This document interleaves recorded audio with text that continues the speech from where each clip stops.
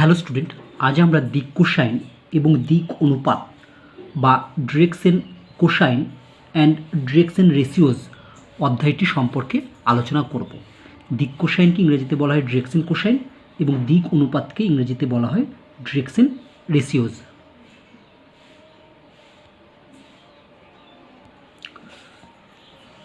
ধরো x Y Z হচ্ছে তিনটে অ্যাক্সিস, 3 ডাইমেনশন, আর এই পি কিউ হচ্ছে একটা সরলরেখা। তাহলে পি কিউ সরলরেখাটা ধরে নাও এক্স অক্ষের সঙ্গে কত কোণ করেছে? আলফা।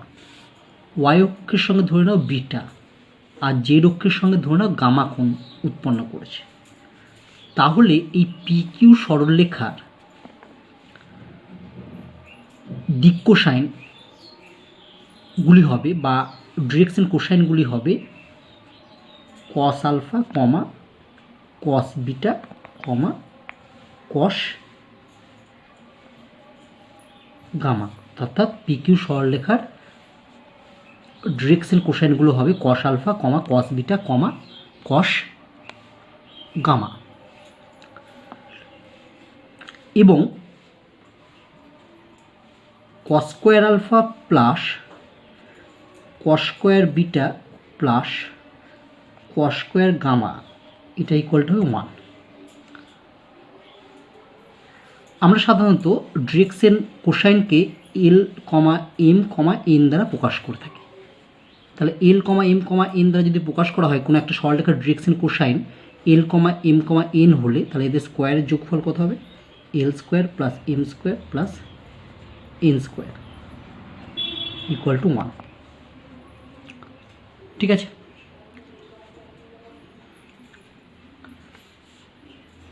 যদি L by A equal to M by B equal to N by C হয় তাহলে আমরা এ বি সি অর্থাৎ এ কমা বি কমা সিকে আমি বলবো ডিরেকশন রেশিওস বা দিক অনুপাত। ঠিক আছে, আমরা যে কোনো তিনটে সংখ্যাকেই কোনো সরলরেখার দিক অনুপাত বলতে পারি বা ডিরেকশন রেশিওস বলতে পারি, কিন্তু যে কোনো তিনটে সংখ্যাকে আমি কোনো সরলরেখার দিক কোসাইন বলতে পারবো না। দেখো 1,2,3 এটা যে কোনো সরলরেখার দিক অনুপাত হতে পারে, কিন্তু এটা দিক কোসাইন হবে না। কেন? কারণ এটা স্কোয়ার দিক কোসাইন হতে গেলে জেনে নেবে স্কোয়ারের যোগফলটা কত হতে হবে? 1 হতে হবে। কিন্তু এটা স্কোয়ারের যোগফল করলে দেখবে পাচ্ছি আমি 3 3 10 14, তাহলে নট ইকুয়াল টু 1। তাহলে এটা কিন্তু দিক কোসাইন হবে না 1, 2, 3। ঠিক আছে, তাহলে আমরা প্রথমে জানব ডিরেকশন কোসাইন বা দিক কোসাইন। পি কিউ সরলরেখাটি যদি এক্স ওয়াই ও জেড অক্ষের সঙ্গে যথাক্রমে আলফা কমা বিটা ও গামা কোণ উৎপন্ন করে তাহলে কস আলফা কমা কস বিটা এবং কস গামাকে পি কিউ সরলরেখার ডিরেকশন কোসাইন বলে। সাধারণত পি কিউ সরলরেখার ডিরেকশন কোসাইনকে L comma M comma N দ্বারা প্রকাশ করা হয় এবং L square plus M square plus N square equal to 1 হবে। অর্থাৎ কোনো সরলরেখার ডিরেকশন কোসাইনগুলির স্কোয়ারের যোগফল সর্বদা 1 হতে হবে।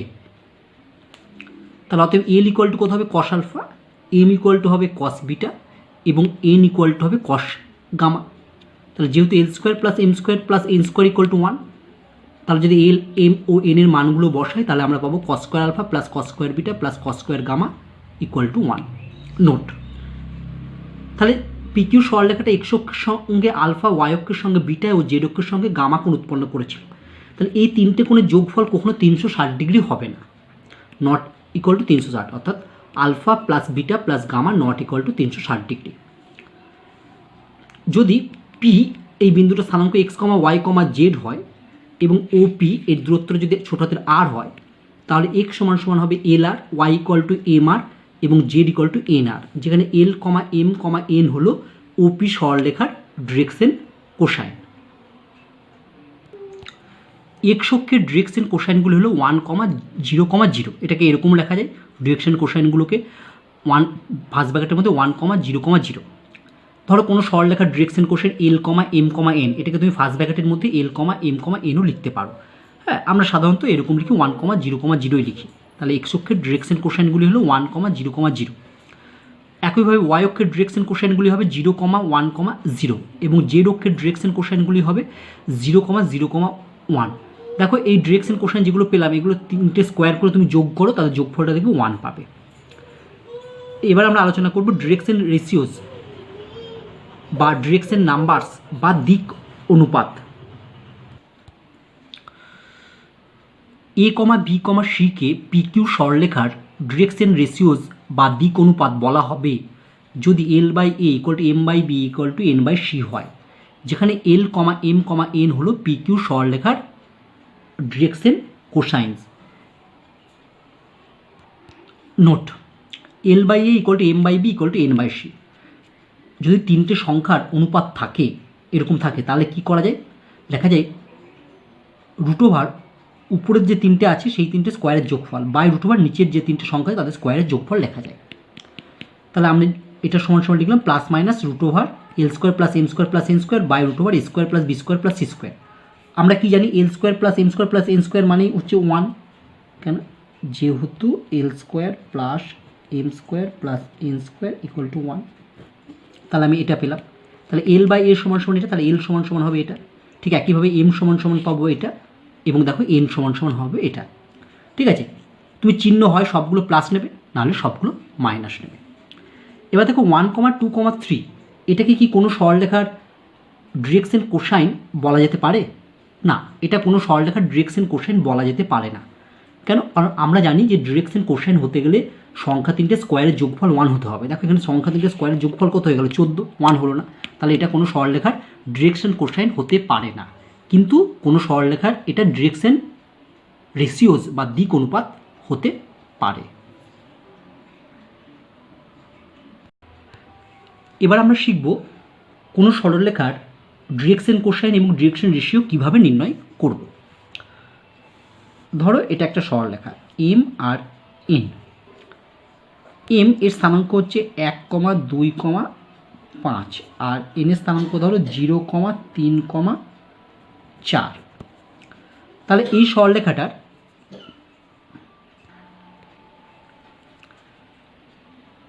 দিক অনুপাত মানে হচ্ছে ডিরেকশন রেশিওস, সেটাকে আমরা সংক্ষেপে D.CS লিখি। ডিরেকশন রেশিওসগুলো কত হবে?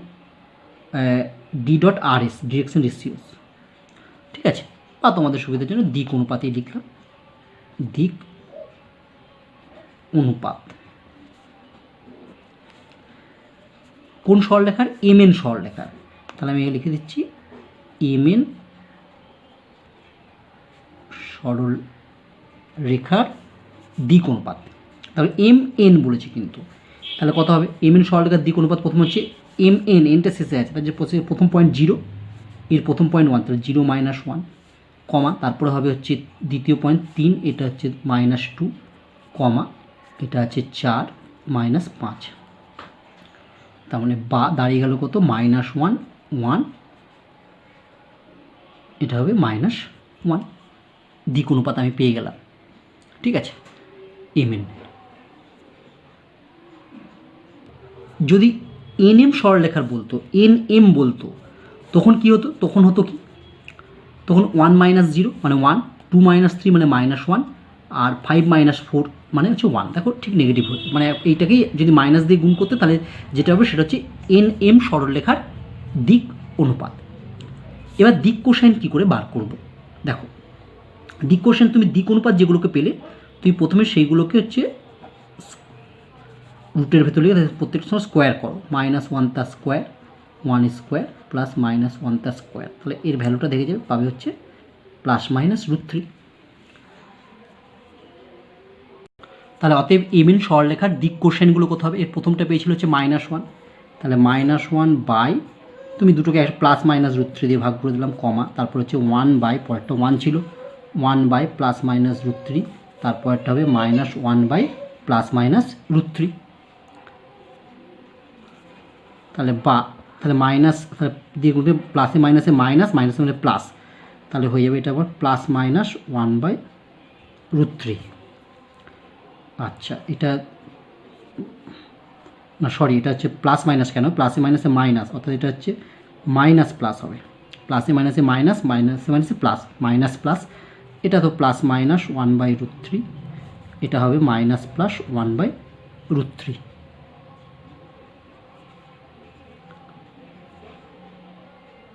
নেক্সট প্রবলেম বলছে find the direction question of the straight line joining the point এত এবং এত। তাহলে প্রথম পয়েন্টটা পি ধরে নিলাম, দ্বিতীয় পয়েন্টটা কিউ ধরে নিলাম। তো এবার পি কিউ সরলরেখার দিক অনুপাতগুলো আমরা বার করলাম 1 2 -2। আচ্ছা এবার তুমি যেমন আগে করেছিলে এটাকে রুট করে দিতে পারো, root over plus minus 1² plus 2² আর মাইনাস 2², তারপর এটাই পাবে দেখবে। আমরা কী করি তা না করে পি কিউ এর দূরত্বটা বার করেছি, মানে লেন্থটা। পি কিউ সমস্যা যে লেন্থ যেমন বার করে প্লাস মাইনাস রুট ওভার, এখানে হবে 6 - 5 তার হোল স্কোয়ার প্লাস -1 -3 প্লাস 3 তার হোল স্কোয়ার, এখানে 6 - 7 তার হোল স্কোয়ার। রুট থাকলো, এটা ক্যালকুলেট করলে একই পাবে, যেটা আগে পেয়েছিল দেখবে প্লাস মাইনাস 3 পেলাম। হ্যাঁ মানে অ্যাকচুয়ালি এটা স্কোয়ার রুট ওভার 1² 2² মাইনাস 2² করলে যাই পাবে সেটাই হবে পি এবং কিউ এর মধ্যেই দূরত্বটা। ঠিক আছে, অতএব পি কিউ সরলরেখার দিক কোসাইনগুলি হলো, প্রথমে প্লাস 3 দিয়ে এটাকে ভাগ করি, প্লাস 3 দিয়ে যদি প্রত্যেকে ভাগ করি তাহলে এটা পাবো 1/3 2/3 -2/3, অথবা এবার যদি মাইনাস 3টা দিয়ে ভাগ করি তাহলে পাবো -1/3 -2/3 আর একটা মাইনাস কেটে প্লাস 2/3। ঠিক আছে, অথবা আগে যেমন একবারে লিখেছি সেইভাবে তুমি লিখতে পারতে।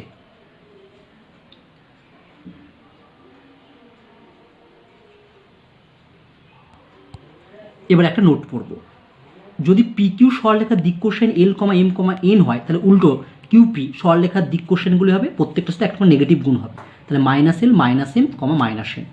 আবার পি কিউ সরলরেখা যদি দিক অনুপাতগুলি এ, বি, মাইনাস হয়, একইভাবে এখানেও কিউপি সরলরেখার দিক অনুপাতগুলো এইখানে প্রত্যেকটার সঙ্গে মাইনাস গুণ করো, মাইনাসে তাহলে এটা হবে মাইনাস বি, এটা মাইনাস প্লাস সি হবে।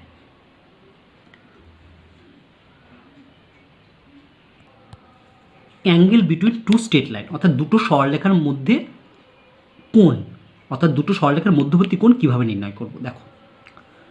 ধরো এখানে দুটো সরলরেখা আছে পি কিউ এবং আর এস, যাদের মধ্যবর্তী কোণ হচ্ছে থিটা। ধরি পি কিউ সরলরেখা ধরো দিক অনুপাতগুলি দেওয়া আছে, দিক অনুপাত দেওয়া আছে কিন্তু A1, B1, C1, এবং আর এর সরলরেখার দিক অনুপাত মানে ডিরেকশন রেশিওসগুলো দেওয়া আছে A2, B2, C2, এবং পি কিউ ও আর এর সরলরেখার মধ্যবর্তী কোণ যদি থিটা হয় তাহলে কস থিটার সমান সমান কী পাবো, এটার সাথে এটা গুণ A1 A2 plus B1 B2 plus C1 C2 উপরে থাকবে। ঠিক আছে, বাই রুট ওভার প্রথম সরলরেখাটার হচ্ছে এদের স্কোয়ারের যোগফল রুটের ভেতরে, তাহলে হচ্ছে কত হবে root over A1² plus B1² plus C1² into দ্বিতীয় সরলরেখাটার রুটের ভেতরে দিক অনুপাতগুলি স্কোয়ারের যোগফল। ঠিক আছে, A2² plus B2² plus C2²। তার মানে অ্যাকচুয়ালি পেয়ে গেলে আমি কস থিটার সমান সমান A1 A2 plus B1 B2 plus C1 C2 by root over A1² plus B1² plus C1² into root over A2² plus B2² plus C2²।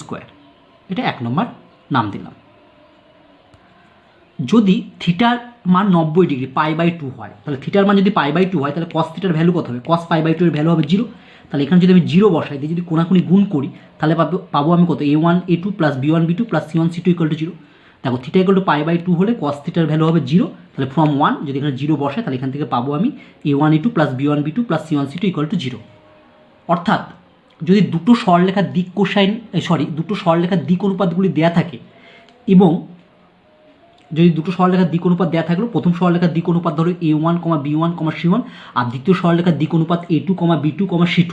এবার যদি আমরা A1 A2 plus B1 B2 plus C1 C2 এর করে তাদের যোগফল অর্থাৎ A1 A2 plus B1 B2 plus C1 C2 এটা সমান সমান যদি 0 পাই তাহলে আমরা বলতে পারবো যে সরলরেখা দুটি পরস্পর 90 ডিগ্রি কোণে অবস্থিত।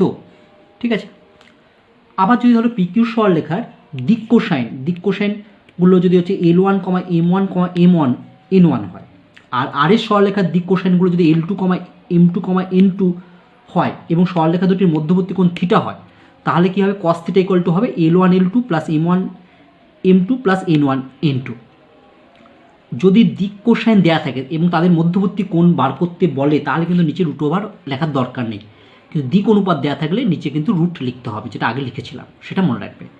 একইভাবে যদি থিটাটা 90 ডিগ্রি হয় তাহলে কস থিটার ভ্যালু হবে 0, কস থিটা যদি 0 হয় তাহলে পাবো L1 L2 plus M1 M2 plus N1 N2 equal to 0।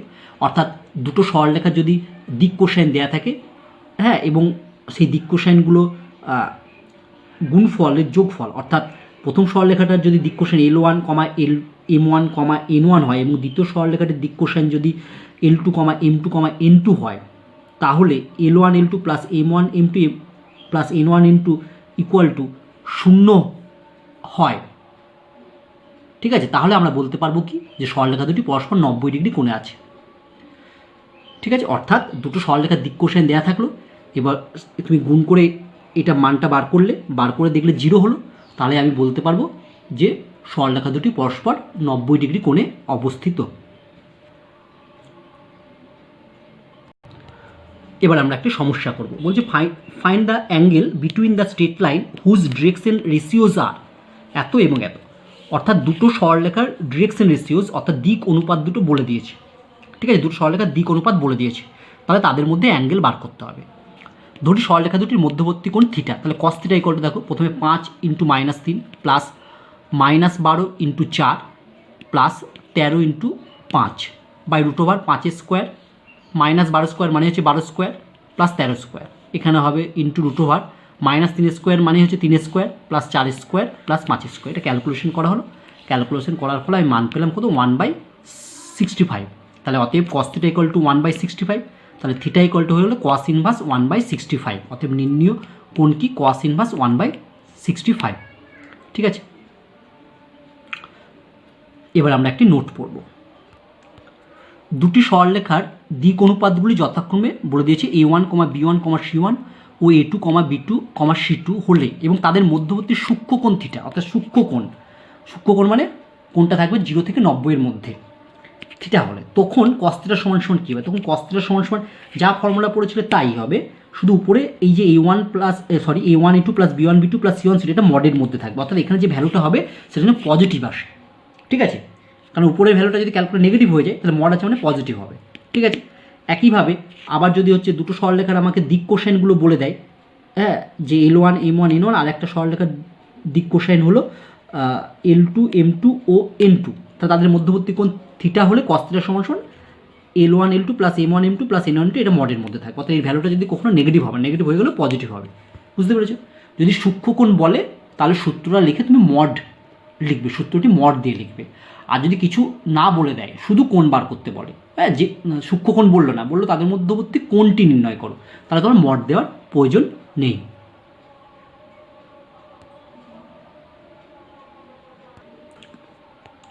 ধরো PQ সরলরেখার দিক অনুপাত দেওয়া আছে A1, B1, C1 আর MN একটা সরলরেখা আছে যার দিক অনুপাতগুলি হলো A2, B2, C2। এবার বলছি PQ ও MN সরলরেখা দুটি সমান্তরাল। ঠিক আছে, PQ ও MN এই সরলরেখা দুটো কী বলছে? সমান্তরাল। তাহলে সমান্তরাল হলে কী হবে? সমান্তরাল হলে কি A1/A2 equal to B1/B2 equal to C1/C2 এটা সমান হবে। অর্থাৎ দুটো সরলরেখার সমান্তরাল যদি হয় এবং তাদের দিক অনুপাতগুলো যথাক্রমে যদি A1, B1, C1 ও A2, B2, C2 হয়, তাহলে আমরা লিখতে পারবো A1/A2 equal to B1/B2 equal to C1/C2। একইভাবে যদি AB একটা সরলরেখা যার দিক কোসাইনগুলি হলো L1, M1, N1 এবং CD একটা সরলরেখার দিক কোসাইনগুলি হলো L2, M2, N2, ঠিক আছে, হলে আচ্ছা এখানে একটা লিখো এবং AB সমান্তরাল CD হলে আমরা লিখতে পারবো কি L1/L2 equal to M1/M2 equal to N1/N2। অর্থাৎ দুটো সরলরেখার দিক কোসাইন বা দিক অনুপাত যাই বলে দেওয়া থাকুক, যদি সরলরেখা দুটো সমান্তরাল হয়ে থাকে তাহলে তাদের অনুপাতগুলো কী হবে? সমান হবে। ঠিক আছে, প্রথম ক্ষেত্রে আমি বলেছিলাম দিক অনুপাত দেওয়া আছে, তাই তো? দেখো দিক অনুপাত প্রথমটার PQ সরলরেখার দিক অনুপাত আছে A1, B1, C1 আর MN সরলরেখার দিক অনুপাত আছে A2, B2, C2। আচ্ছা, PQ এবং MN হচ্ছে সমান্তরাল, তাহলে A1/A2 equal to B1/B2 equal to C1/C2 পেলাম। ঠিক আছে, আবার দেখো AB সরলরেখার দিক কোসাইন বলছে L1, M1, N1, আর সিডি সরলরেখার দিক কোসাইন বলেছে L2, M2, N2 এবং AB আর সিডি সমান্তরাল সরলরেখা। তাহলে কী হবে? L1/L2 equal to M1/M2 equal to N1/N2 হবে। এবার আমরা জানবো projection of A line segment joining 2 points on another line. ঠিক আছে, লম্ব অভিক্ষেপ বিষয়টি কি? দেখো, প্রথমে বিষয়টি ছবির মাধ্যমে বোঝায়। ধরো এল, এটা একটা সরলরেখা এল। ঠিক আছে, এই সরলরেখাটার দিক কোসাইন অর্থাৎ ডিসিএস, ডিরেকশন কোসাইন বলে দেওয়া আছে L, M, N।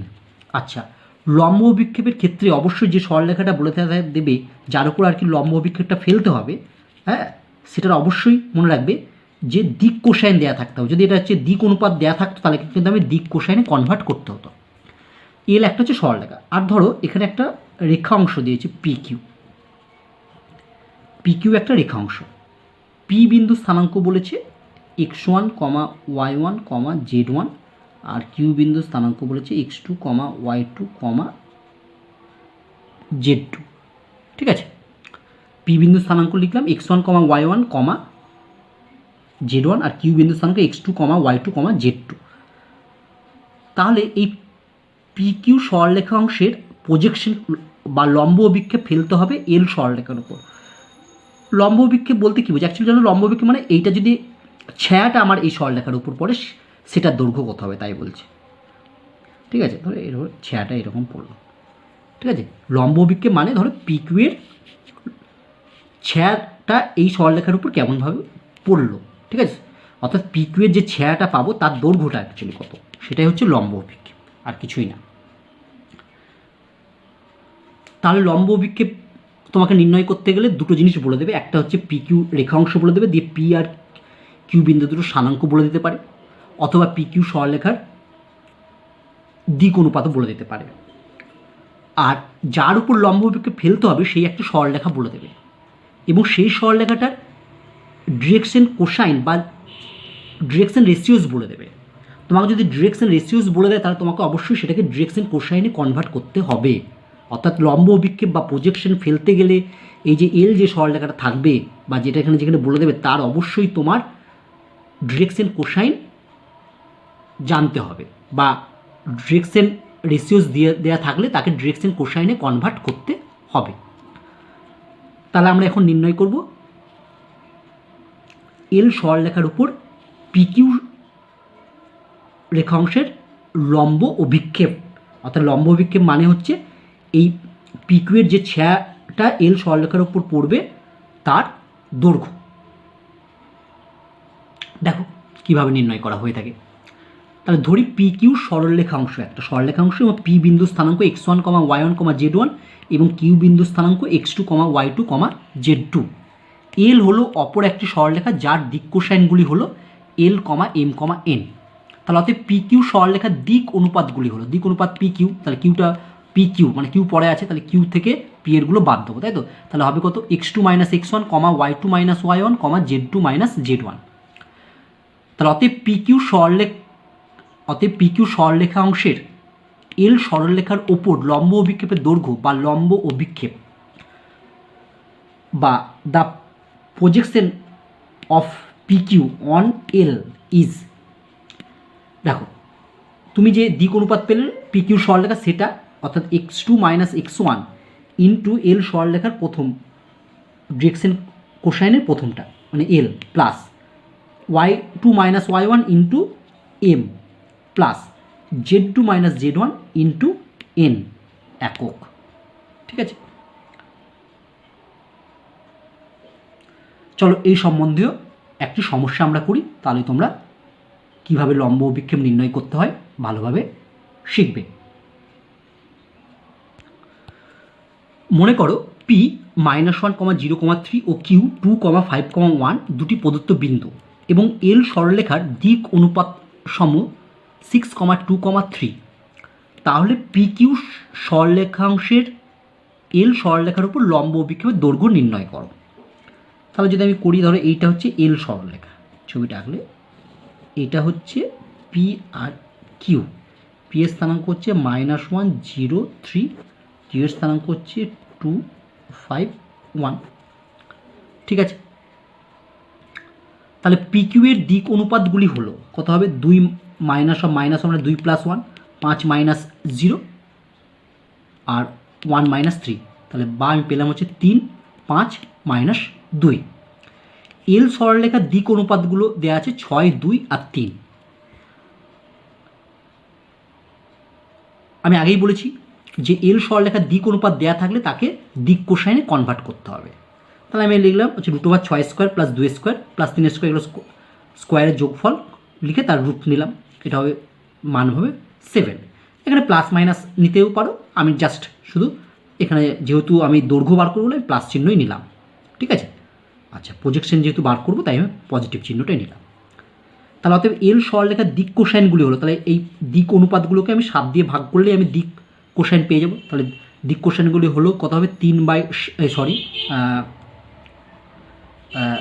দিক অনুপাত দেওয়া ছিল হচ্ছে কত 6, 2, 3, তাহলে হবে 6/7, 2/7, 3/7। তাহলে এল সরলরেখাটার আমি যে ছবিতে আঁকি দিক কোসাইন ডিসিএস, D.CS, একে সংক্ষেপে এরকম লেখা হয়, কত হবে 6/7, 2/7, 3/7। ঠিক আছে, তাহলে এবার এর প্রজেকশনটাই ফেলতে হবে এটা, তাই তো।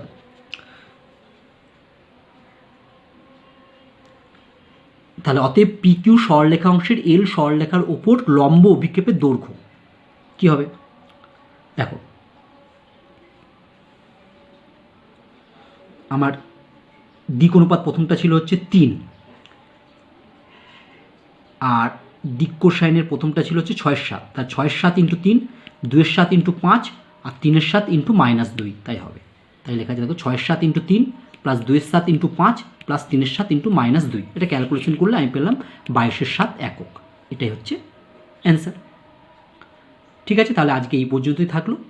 আশা করি আজকের অঙ্কগুলো তোমরা ভালোভাবে বুঝতে পেরেছো। নেক্সট ক্লাসে আমরা আরও অন্যান্য ধরনের সমস্যা নিয়ে আলোচনা করব। সবাই ভালো থেকো।